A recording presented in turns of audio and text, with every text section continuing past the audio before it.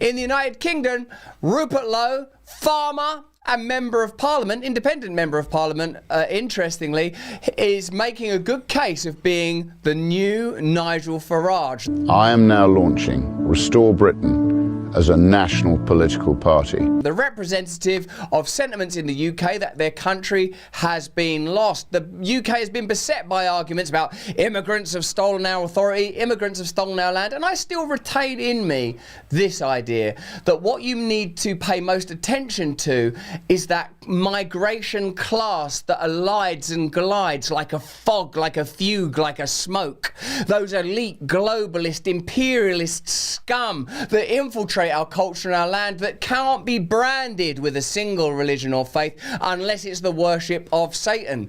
Restore Britain will not just stop mass immigration, we will reverse it. Every single illegal migrant will be securely detained and then deported. Certainly, it's hit a nerve. 60,000 people have joined in a very short period of time. You know, when he stood up and said that we've got to consider the mass deportation of entire communities, including those born in the United Kingdom, that just moves way beyond a point of reasonableness, of decency, of morality. And that was the moment at which, you know, I realised we just had to get rid of him.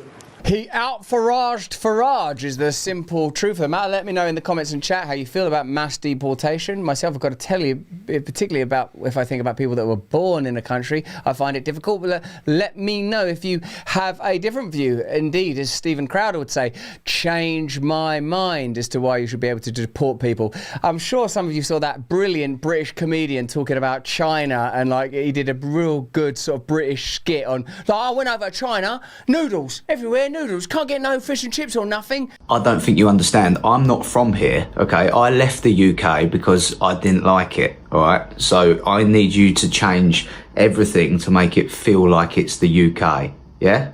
Matt Goodwin from Reform says Brits do not support deporting rape gang communities.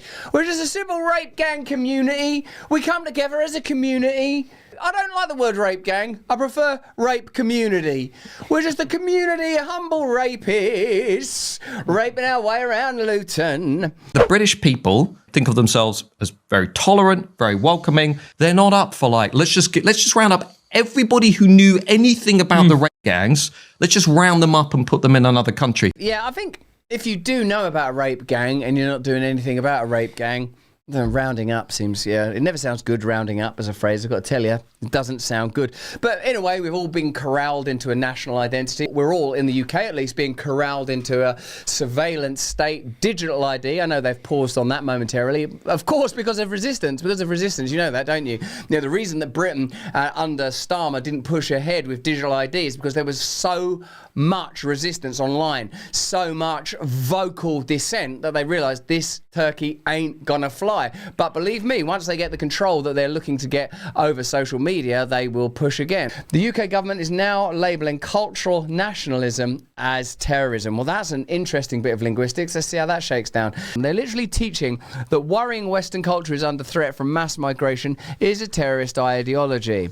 Not controversial, but terrorism. Well, you shouldn't be surprised, actually, because as soon as terrorism is used to describe anything, one has to unpick what the word actually is embedded with. I mean, what's interesting, if you're British and my age, you'll remember that in the 1970s and 80s, we regarded the Irish nationalist movement as terrorist. It led to people being falsely imprisoned, it led to judicial principles being suspended, and it led to the entire cause of Irish nationalism being regarded as malign, as a kind of terrorism. Over time, people recognised that it was British colonisation that was in fact the problem, not Irish nationalism, and very gently we had to look at leaders like Mike McGuinness and Gerry Adams as political figures rather than, inverted commas, terrorists. One man's terrorist is another man's freedom fighter is almost a cliche. What's unique about our time is that in every country in the world there are nationalist movements. There seem to be general concerns around the following. People are concerned about food production and farms. People are obviously concerned about migration.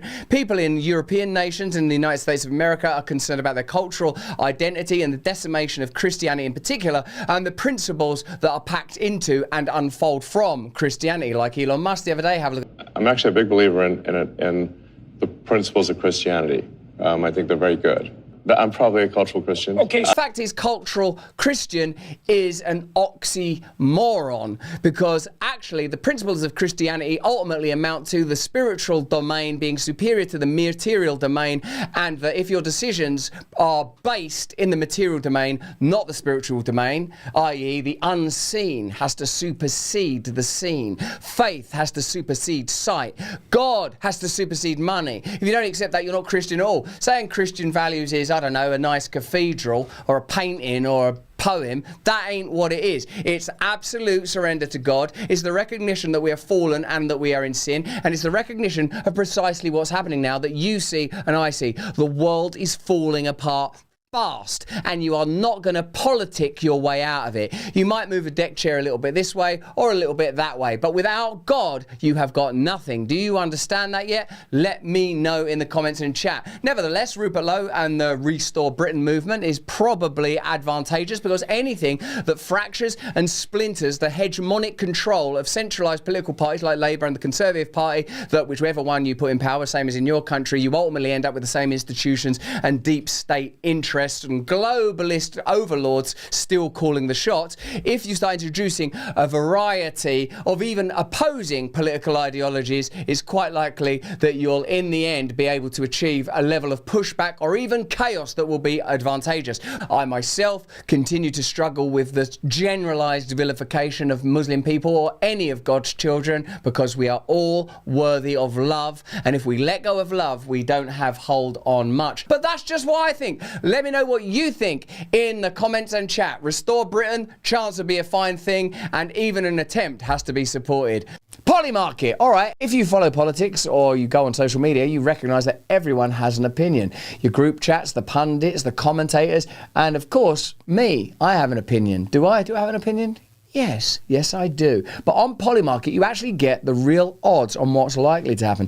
Polymarket is a prediction market where people trade on real events, actual events, elections, debates, policy moves, and honestly, it's great as it doesn't stop at politics. There are markets on the economy, tech, sports, pop culture, or even the weird stuff that takes over the internet for a week. It's all live, it's transparent, and it gives you a vibe check on what people really think. I know you've heard about Polymarket before because Elon Musk has tweeted stuff of theirs. So, check it out, join up, participate now. Give it a look. Go to polymarket.com right now. Thanks for watching the video. Have a look at this one over here, or join us Monday, Wednesday and Friday on Rumble.